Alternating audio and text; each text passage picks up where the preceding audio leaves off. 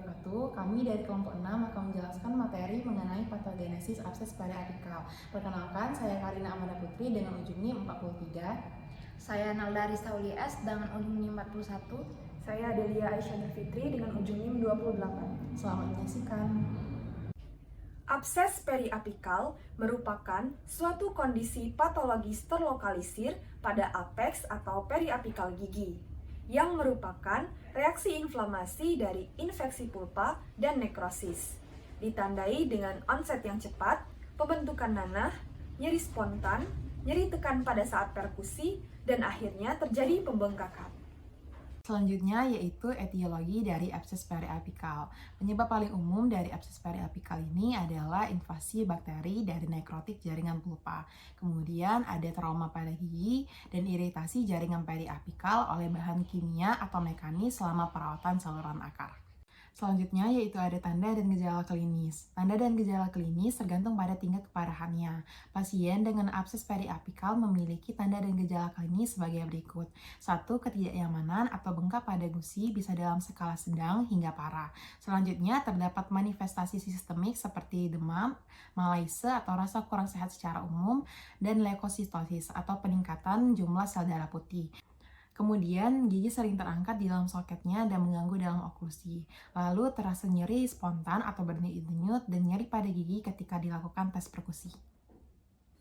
Jadi, abses periapikal ini terbagi menjadi dua, yaitu yang disertai dengan gejala atau abses periapikal akut atau simptomatis, dan tanpa gejala atau abses periapikal kronis atau asimptomatis. Jadi, abses periapikal akut ini ditandai dengan rasa nyeri yang spontan. Pada kasus yang lebih parah, pasien akan merasakan sensasi kurang nyaman dan disertai dengan pembengkakan. Kondisi ini juga dapat diiringi dengan manifestasi sistemik seperti limfadenopati, malaise, dan leukositosis. Hal tersebut berhubungan dengan kondisi pulpa nekrosis dan respon negatif termal maupun elektrikal. Namun, pada gigi yang mengalami keluhan, biasanya responsif atau sakit jika dilakukan palpasi dan tes perkusi.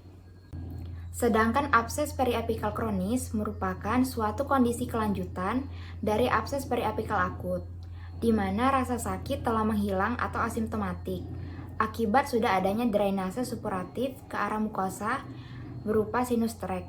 Rasa sakit dapat dirasakan apabila terjadi penutupan jalur sinus sehingga terdapat tekanan pada ruang jaringan keras. Secara klinis, radiografis, dan gambar histologis, abses periapikal akut dan kronis menunjukkan gambaran yang serupa. Hal yang membedakannya yaitu terbentuknya sinus trek pada epitelium, sehingga tekanan intraoseus mereda, dan tidak adanya rasa sakit hebat seperti pada kondisi akut. Abses periapikal berhubungan dengan kondisi gigi yang memiliki karies luas. Pada tahap awal, kondisi abses mungkin tidak akan menimbulkan perubahan pada jaringan sekitar. Akan tetapi, seiring waktu, kondisi abses dapat menyebabkan terjadinya pelebaran ruang ligamen periodontal. Abses periapikal berlokasi di periapikal gigi yang tidak vital. Gambaran radiografi radiolucent dengan batas yang tidak jelas, bentuk irreguler, ukuran bervariasi, disertai dengan kondisi kehilangan lamina dura.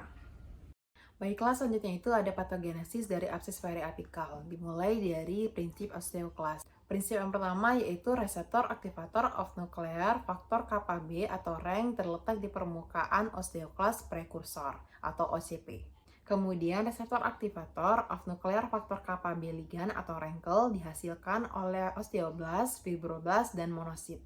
Lalu osteoprotegerin atau OPG dan makrofag koloni stimulating factor atau MCSF disekresikan oleh osteoblast.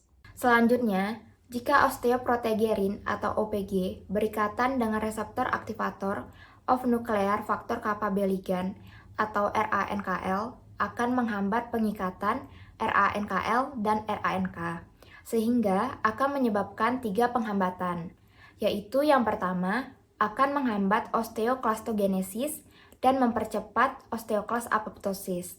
Kemudian yang kedua, akan menghambat aktivitas osteoklas. Dan yang terakhir, akan menghambat resorpsi tulang. Pengikatan reseptor activator of nuclear factor Kfb ligand atau RANKL ke reseptor activator of nuclear factor Kfb atau RANK yang berada pada permukaan osteoklas prekursor atau OCP memulai transduksi sinyal melalui faktor transkripsi NFKB yang menginduksi diferensiasi dan fusi dari mononukleotid osteoklas prekursor menjadi multinukleotid osteoklas. Dengan demikian dapat menstimulasi kematangan osteoklas atau osteoklas mature dan meningkatkan kelangsungan hidup serta aktivitas osteoklas mature. Selanjutnya yaitu ada peran dari makrofag koloni stimulating factor yang berperan dalam pengikatan makrofag koloni stimulating factor pada reseptornya dan menginduksi proliferasi sel progenitor dan ekspresi reseptor RANK atau reseptor activator of nuclear factor Kfb. Di saat yang sama dapat menekan osteoprogenitor atau OPG. Kemudian berperan dalam menginduksi diferensiasi osteoklas dan melindungi osteoklas dari apoptosis. Osteoklas ini membentuk sealing zone dan ruffle border yang menempel pada matriks tulang. Kemudian, melalui vakuolar H+ adenosin tripopastase atau H+ ATPase di ruffle border membran, osteoklas akan mensekresi proton yang mengasamkan resorpsi lasuna untuk mendemineralisasi komponen inorganik yaitu hidroksiapatit. Melalui ruffle border membran juga, osteoklas akan mensekresi protease yaitu lisosomal protease seperti katepsin K yang akan mendegradasi komponen organik yaitu kolagen tipe 1. Setelah resorpsi tulang selesai, osteoklas apoptosis atau melakukan resorpsi tulang lainnya.